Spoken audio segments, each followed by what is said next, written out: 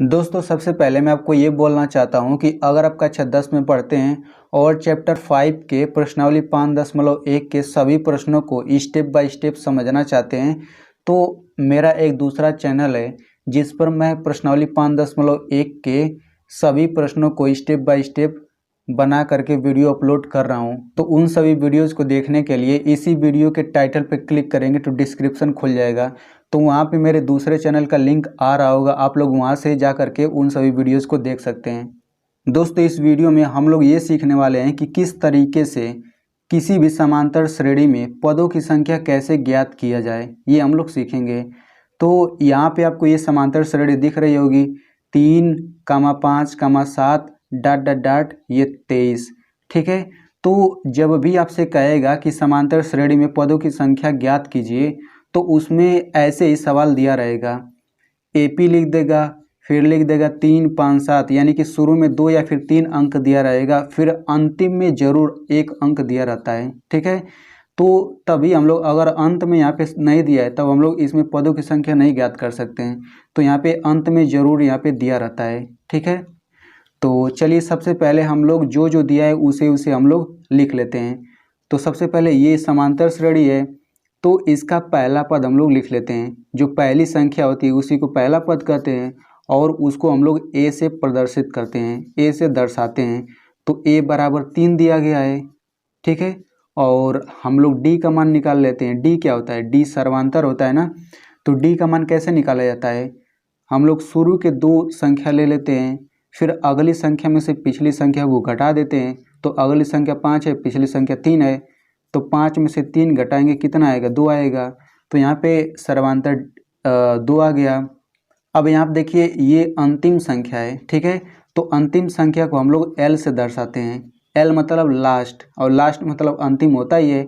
तो लास्ट संख्या को हम लोग एल से दर्शा देंगे। एल बराबर कितना दिया गया है? 23 दिया गया है। तो हम लोग इस तरीके से ए डी एल का मान लिख लेंगे। अब उसके बाद यनवा पद वाला फार्मूला यहाँ पे लिखेंगे। तो यनवा पद वाला फार्मूला क्या होता है? ए एन बराबर होता है a plus n minus 1 into d, यही तो होता है यनवा पद का फार्मूला। तो यहाँ पे आप लोग एक और फार्मूला याद रखिए।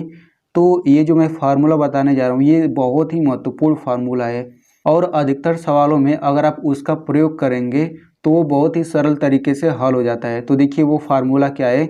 तो यहाँ पे ए एन डी ये सब तो आपको पता है कि क्या होता है, लेकिन ए एन जो होता है ये भी आपको पता है, ये यनवा पद होता है। तो ए एन जो होता है, ए एन यनवा पद, ये यल के भी बराबर होता है, यानी अंतिम संख्या के भी बराबर होता है, ठीक है।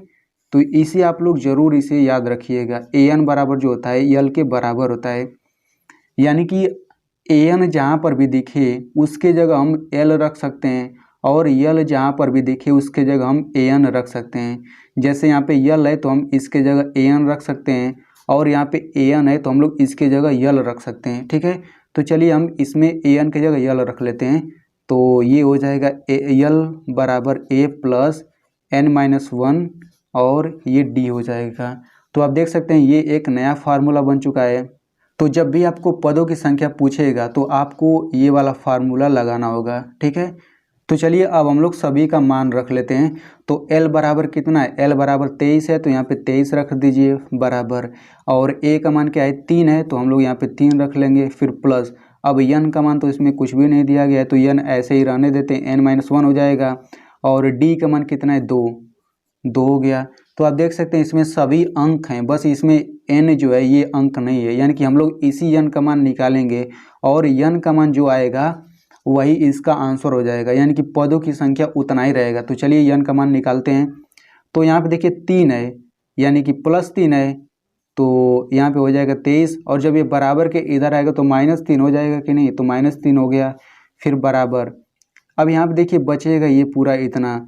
तो जब भी छोटा कोष्टक दिया हो और उसके बाहर कोई अंक हो चाहे कुछ भी हो तो इसका मतलब ये होता है कि कोष्टक वाले का उसके साथ गुणा है, तो इसको n-1 गुणा 2 ऐसे तो लिख सकते हैं, बस ये गुणा इसमें छिपा हुआ होता है। तो 23 में से 3 घटा कितना हो जाएगा? 20 हो जाएगा। अब जब भी गुणा के रूप में कोई संख्या हो तो बराबर के दूसरे साइड आने पर बटा में हो जाता है। यानी भाग हो जाता है। तो यहाँ पे 2 था तो इधर बटा 2 हो जाएगा, बराबर यहाँ क्या बच जाएगा, n-1 बच जाएगा।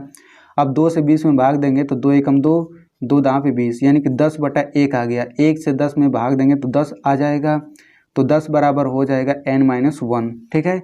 अब यहाँ पे देखिए -1 है, बराबर के इस साइड आएगा तो +1 हो जाएगा, तो 10 + 1 बराबर n हो गया। तो यहाँ से 11 बराबर n हो गया। अभी आपका ये आंसर नहीं हुआ है तो n को पहले लिख लेंगे तो n बराबर 11 हो जाएगा। अब इसके बाद आपको एक चीज़ लिखना पड़ेगा, तब जाके ये सही माना जाएगा। तो क्या लिखा जाता है, चलिए हम लोग उसे समझते हैं। तो हम लोग लिखेंगे, अतः दी हुई एपी में पदों की संख्या 11 है। ठीक है, तो अब जाकर के ये कंप्लीट हुआ है।